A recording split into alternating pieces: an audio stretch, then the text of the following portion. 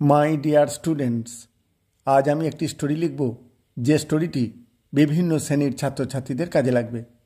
প্রশ্নটি হলো, write a story with the following hints within 100 ওয়ার্ডস, অর্থাৎ 100টি শব্দের মধ্যে নিচে দেয়া পয়েন্টসগুলি অবলম্বনে একটি গল্প লিখতে হবে। পয়েন্টসগুলি হলো, a king proud of his পাওয়ার, একজন রাজা যে তার ক্ষমতার জন্য অহংকারী বা গর্বিত ছিলেন। Tells he can control everything on earth, তিনি বলেন তিনি পৃথিবীর সমস্ত কিছুকেই নিয়ন্ত্রণ করতে পারেন। Takes his courtiers to the seashore, তখন তিনি তার পারিষদদের নিয়ে সমুদ্র সৈকতে গেলেন। Orders the wave to move back, ঢেউকে আদেশ দিলেন ফিরে যেতে। The waves lash at the feet of the king, তখন ঢেউ তার পায়ের উপরে আছড়ে পড়ে। The king moves back in fear, রাজা তখন ভয়ে পিছিয়ে পড়েন। এই হলো পয়েন্টস। এবারে উত্তর। প্রথমে একটি নামকরণ করতে হয়। এখানে যে নামকরণটি করা হয়েছে সেটি হলো the proud king and the sea, গর্বিত রাজা এবং সমুদ্র।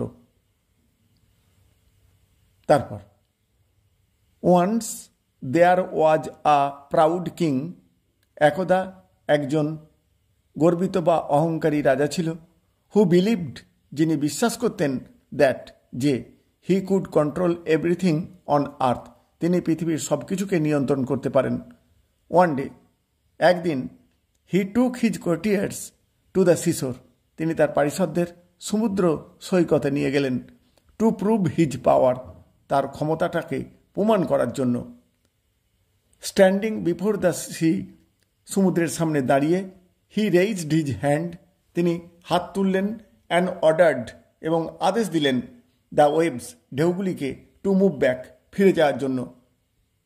But the sea did not listen, কিন্তু সমুদ্র তার কথা শুনল না। দ্য ওয়েভস কেম ক্লোজার, তখন সেই ঢেউ তার কাছাকাছি এসে গেল।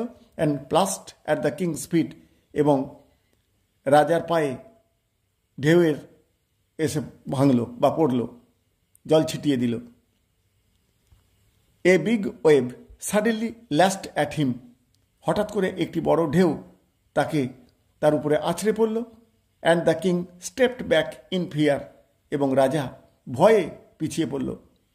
হি দেন রিয়েলাইজড, তিনি তখন বুঝতে পারলেন, দ্যাট, যে, নো ম্যান, কোনো মানুষই, নট ইভেন আ কিং, এমনকি একজন রাজাও, ক্যান কন্ট্রোল নেচার, প্রকৃতিকে নিয়ন্ত্রণ করতে পারে না। দ্য কোর্টিয়ার্স বোর্ড দেয়ার হেডস, তখন পারিষদেরা তাদের মাথা নুইয়ে ফেলল। Learning a lesson in humility, এবং তারা যে কত ছোট, কত ক্ষুদ্র, এই নীতিশিক্ষাটা তারা শিখল। এই হলো গল্প। এরপর মরাল, অর্থাৎ নীতি কথা, সেটি হলো, no man is more powerful than nature, কোনো মানুষই প্রকৃতির থেকে বেশি শক্তিশালী নয়। Dear students, to get such videos, please subscribe the channel. Thank you all.